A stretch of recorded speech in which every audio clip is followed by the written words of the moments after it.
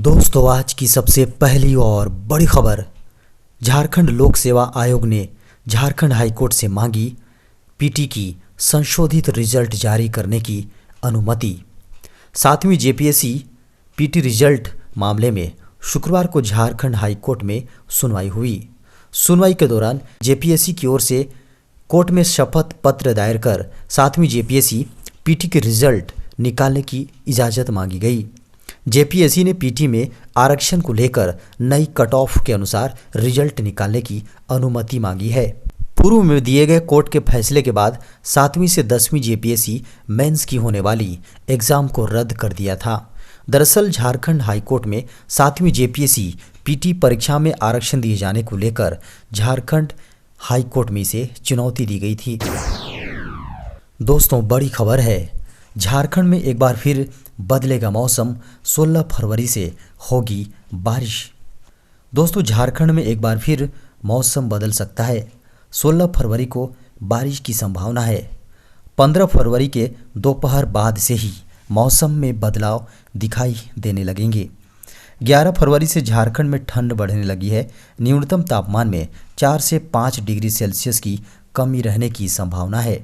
मौसम विभाग के अनुसार पश्चिमी विक्षोभ के कारण 16 फरवरी को फिर से झारखंड में बारिश की संभावना है। दोस्तों, बड़ी खबर है, झारखंड की बीआरपी सीआरपीओ का भी बनेगी नियमावली, बढ़ेगा मानदेय। दोस्तों, झारखंड के पारा शिक्षकों की तरह समग्र शिक्षा अभियान के तहत ही कार्यरत प्रखंड साधन सेवियों यानी बीआरपी और संकुल साधन सेवियों यानी सीआरपीओ के लिए भी सेवा शर्त नियमावली बनाई जाएगी। साथ ही इनके भी मानदेय में वृद्धि की जाएगी।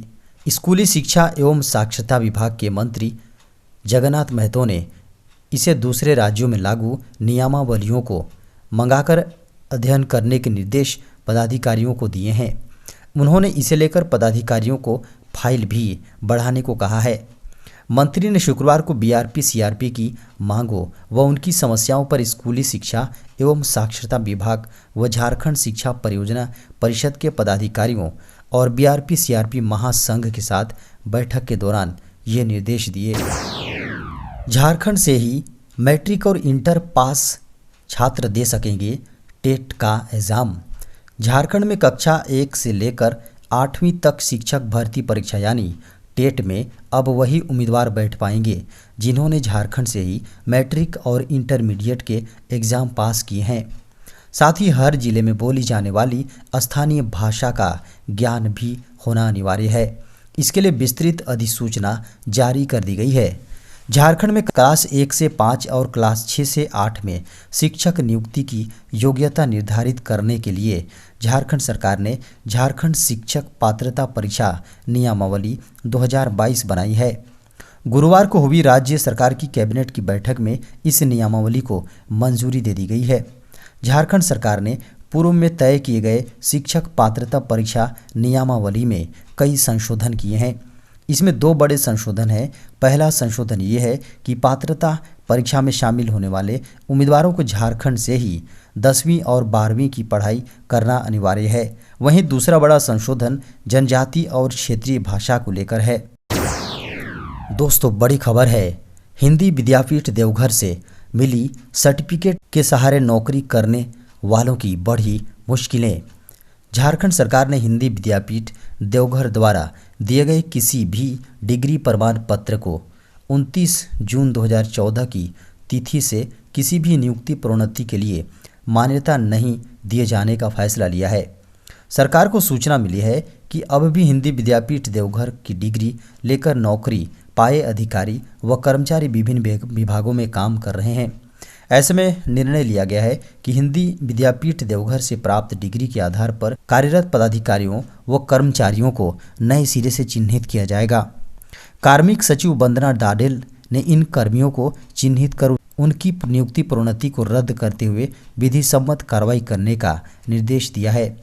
बता दें कि कार्मिक विभाग ने भी इस बाबत साफ कह दिया है कि किसी भी सरकारी नियुक्ति और प्रोन्नति के लिए हिंदी विद्यापीठ ने जो शैक्षणिक प्रमाण पत्र दिया है उसकी मान्यता नहीं है, चाहे वह पत्र 26/6/2014 के पहले का ही क्यों न हो।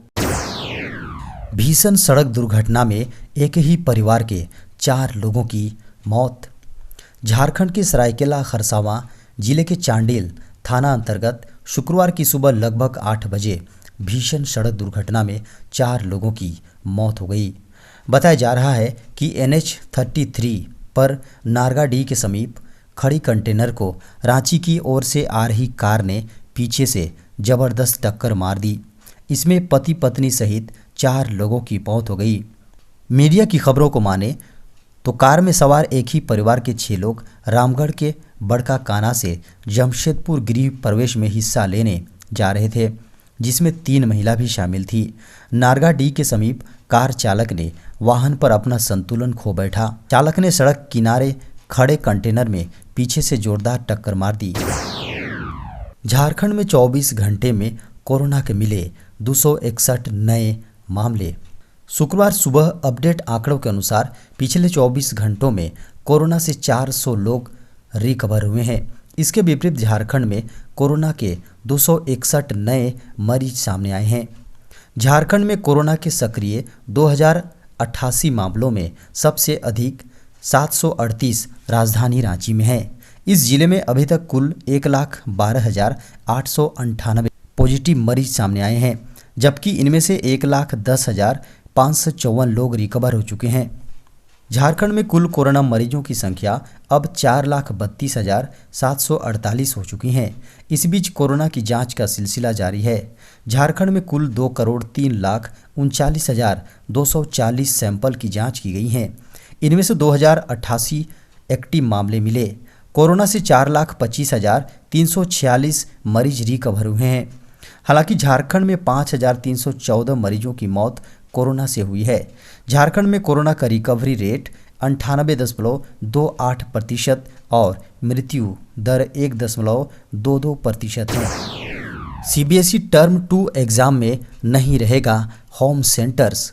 CBSE 10वीं और 12वीं टर्म 2 एग्जाम में होम सेंटर को ख़त्म कर दिया गया है। छात्रों को दूसरे स्कूल जाकर परीक्षा देनी होगी। इसके लिए बोर्ड एडमिट कार्ड भी जारी करेगा।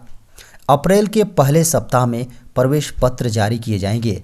इससे छात्रों को उनके एग्जाम सेंटर्स की जानकारी मिल सकेगी। बता दें कि CBSE बोर्ड द्वारा 10वीं और 12वीं टर्म 1 एग्ज़ाम के लिए होम सेंटर बनाए गए थे। वहीं कई स्कूलों को होम सेंटर से अलग रखा गया था। जिन विद्यालयों में होम सेंटर नहीं था, वहां के छात्रों ने दूसरे स्कूलों में जाकर एग्ज़ाम दी थी। अब कोरोना मामले घटने लगे हैं तो टर्म 2 में बोर्ड ने होम सेंटर्स को ख़त्म कर दिया। CBSE बोर्ड के अनुसार टर्म 2 एग्ज़ाम में कोरोना गाइडलाइन का पालन करना होगा। एक क्लास में 20 छात्रों को बैठाया जाएगा। BSF में निकली 800 पदों पर बम्पर भर्ती। बॉर्डर सिक्योरिटी फोर्स यानी BSF में नौकरी पाने का सपना देख रहे युवाओं के लिए सुनहरा अवसर है। दरअसल BSF ने कई पदों पर भर्ती निकाली हैं। इसके तहत कुल 800 पदों पर भर्ती की जाएंगी। इच्छुक और योग्य उम्मीदवार BSF की ऑफिशियल वेबसाइट bsf.gov.in पर जाकर ऑनलाइन आवेदन कर सकते हैं। इसके लिए ऑनलाइन आवेदन शुरू हो गया है। इस भर्ती के लिए आवेदन करने वाले उम्मीदवार के पास 10वीं 12वीं पास का certificate, caste certificates, address proof, Aadhaar card, NCC certificate और कैरेक्टर सर्टिफिकेट होना चाहिए। आवेदन करने के लिए उम्मीदवार 100 रुपये आवेदन शुल्क के रूप में जमा करना होगा। तो शुल्क को नेट बैंकिंग के जरिए जमा कर सकते हैं। साथ ही उम्मीदवार को 10वीं और 12वीं पास होना जरूरी है। इसके अलावा उनकी उम्र 18 से 25 वर्ष के बीच होनी चाहिए। वहीं अधिकतम आयु सीमा में OBC को 3 वर्ष और SC ST वर्ग को 5 वर्ष की छूट दी गई है। 25 फरवरी से शुरू होगा झारखंड विधानसभा का बजट सत्र। झारखंड सरकार ने झारखंड विधानसभा का बजट सत्र 25 फरवरी से आहूत करने के फैसले को बृहस्पतिवार को अपनी स्वीकृति दे दी। मुख्यमंत्री हेमंत सोरेन की अध्यक्षता में बृहस्पतिवार को यहां हुई राज्य मंत्रिमंडल की बैठक में इस निर्णय को स्वीकृति दी गई है।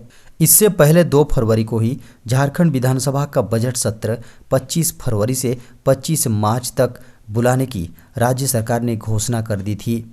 जिसमें पहले दिन राज्यपाल रमेश बैस का अभिभाषण होगा। काम करने का समय 8 घंटे से बढ़ाकर 12 घंटे करेगी सरकार। केंद्र सरकार ने गुरुवार को कहा कि उसका अपने प्रतिष्ठानों में काम का समय 8 घंटे से बढ़ाकर 12 घंटे करने का कोई प्रस्ताव नहीं है। कार्मिक राज्य मंत्री जितेंद्र सिंह ने राज्यसभा को एक प्रश्न में लिखित उत्तर में यह जानकारी दी। उन्होंने बताया, ऐसा कोई प्रस्ताव सरकार के सामने विचाराधीन नहीं है। उनसे पूछा गया था कि सरकार अपने सभी प्रतिष्ठानों में काम का समय 8 घंटे से बढ़ाकर 12 घंटे करने पर विचार कर रही है या ऐसा कोई प्रस्ताव है। देश में 24 घंटे में मिले कोरोना के 56,017 मरीज।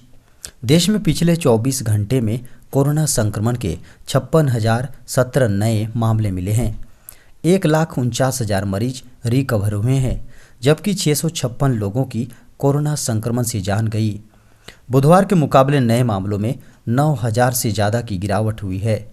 बुधवार को संक्रमण के 65,158 नए मामले सामने आए थे। संक्रमण के मामले तीसरी लहर की शुरुआत जैसे दर्ज हो रहे हैं। 4 जनवरी को 58,097 मामले दर्ज हुए थे। इसके बाद लगातार रोजाना के मामले में बढ़ोतरी दर्ज की गई थी।